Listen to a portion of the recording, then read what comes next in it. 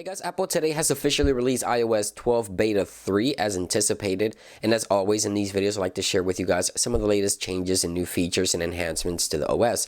Now for those of you who signed up for the public beta testing program, you could see this in the next day or two depending on how fast Apple decides to release the next beta for public beta testing. But of course, I'll let you guys know on Twitter, so follow me there, links in the description for those of you who signed up for the public beta testing program. Now the software came in at approximately half a gig. So 569 megabytes, give or take, depending on the device that you're using and the version of iOS that you're coming from. Of course, this is going to be the iPhone 10. Now let's quickly go into settings here and take a look at the build number before we get to some of the new changes within iOS 12 Beta 3.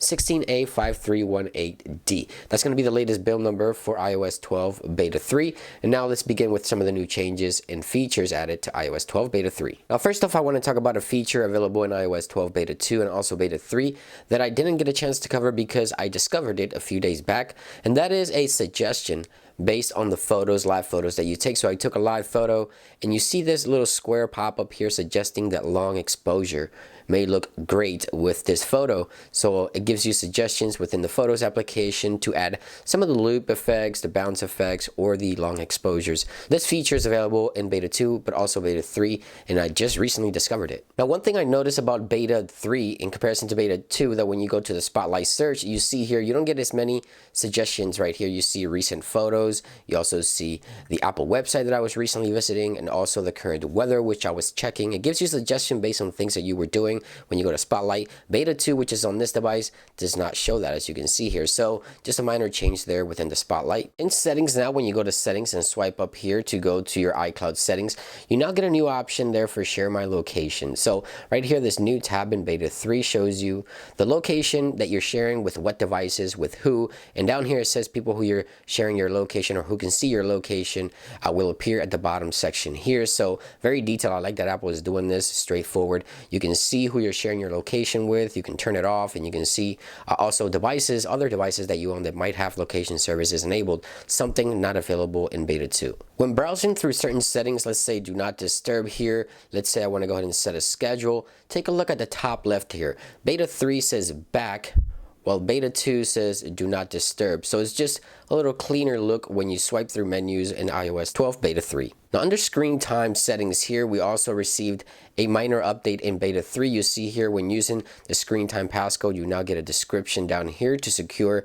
other elements within screen time, and also to reauthorize more time once it expires. You have to enter the passcode. It gives you a description what the passcode will do when you implement it with the new screen time settings. In the privacy tab, we now get an updated description as well in Beta 3. You see here that it says location services settings also apply to Apple Watch, something that wasn't there in Beta 2. So a brief update to the privacy settings. Now speaking of location services, if we go to system services here, we no longer have a do not disturb tab for location services in Beta 3. You see there that it's completely gone. Now in iOS 12 Beta 3, the measures application extension now saves you one click. You see there the measure units are appearing right away. I don't have to tap once again in order to change that. So 3 steps here, while only 1 step here. Under the News tab in Beta 3, we also have a new setting here, which resets identifier. Right there, Apple uses identifier for publishers, something that's not mentioned at all in Beta 2. Now last week, if you follow me here, when iOS 12 Beta 2 released, I shared a bug with you guys that allow you to ignore phone calls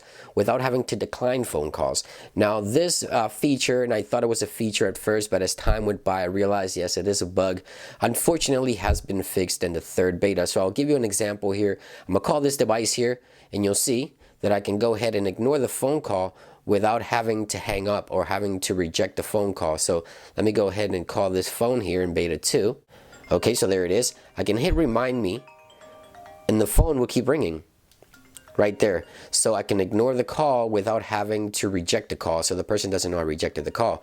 But as I mentioned, unfortunately, Apple had to ruin our parade, and they went ahead and fixed that bug. So here's Beta 3, and here's what happens when you call a phone in Beta 3. You cannot click that reminder button without getting the correct prompt. And I was just wanting this to be a feature so bad that I was hoping it was, but it just definitely looked like a bug, and I was just hoping so bad that it wasn't. But there it is. It's definitely a bug. Apple definitely fixed it, and it's a bit unfortunate because I'm sure a lot of people want a way to ignore calls without having to reject calls, so other people don't know that you rejected the call, so they don't feel bad for whatever reason. You might be busy or whatnot. It doesn't matter. It's just, it should be an option that we can ignore calls without having to reject the calls, right? So that's just my opinion. And last but not least, we're going to go ahead and run a Geekbench performance test here.